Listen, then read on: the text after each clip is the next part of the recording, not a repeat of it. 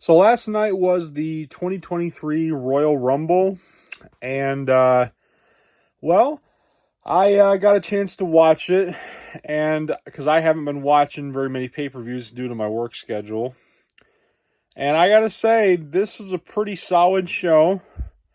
There's a couple things I didn't really care for, but we'll get into that in a moment. This is the review. I don't like the fact that they decided to put the men's Royal Rumble at the start of the show. Like, it seemed a little unnecessary, but then at the end, I'm like, okay, I understand why.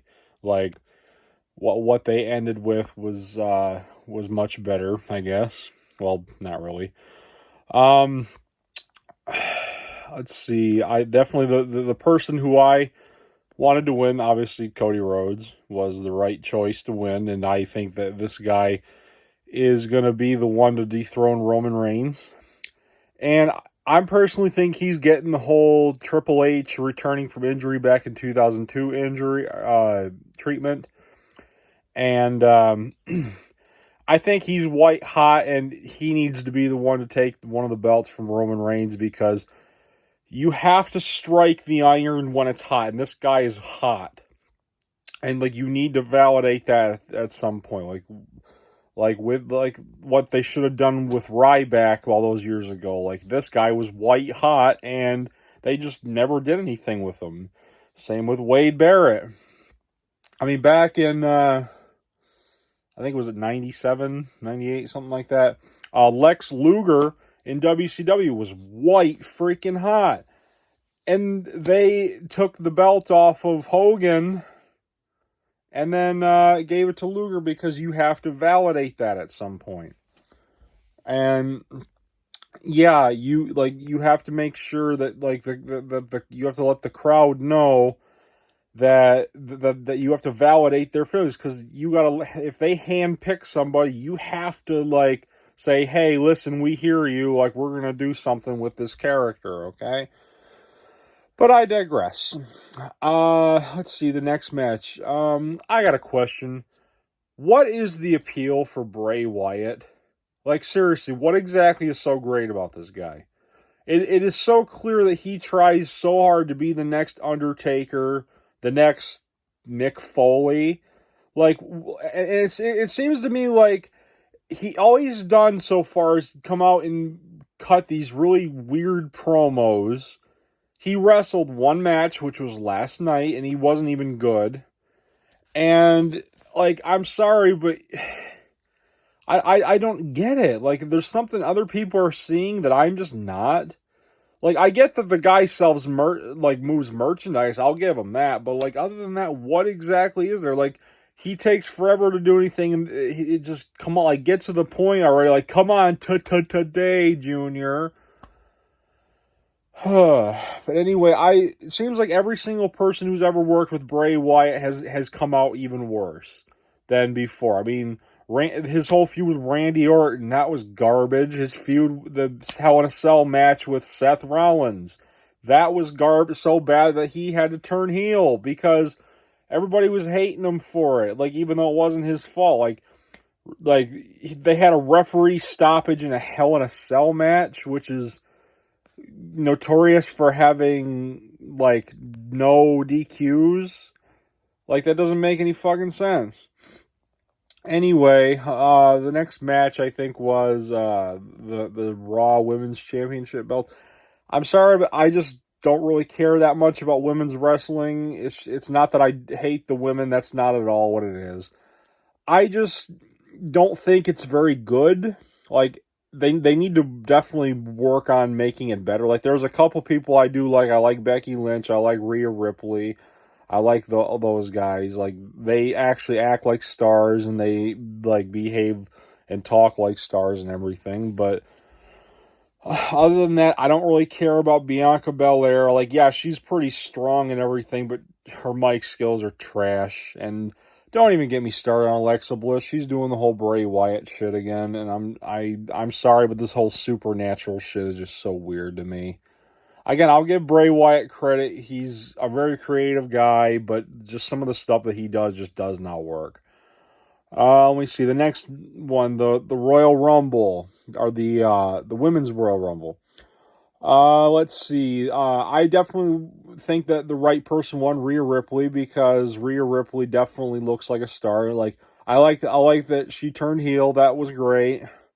And I like that, well, she didn't turn heel at the pay-per-view, but I like that she's with the Judgment Day. I like the whole mommy shtick she's got going on. That's pretty funny. Um, but other than that, I didn't really get to see the Women's Royal Rumble. I mean, I listened to it or whatever. Like, I couldn't really watch it, but I listened to it. Okay, and then there's the main event. Kevin Owens versus the head of the table, tribal chief, Roman Reigns. This was magnificent storytelling. The match was all right. Roman retained, which obviously we knew was going to happen because Cody Rhodes is set to face Roman Reigns at WrestleMania. It's not about what happened during the match. It's about what happens after the match.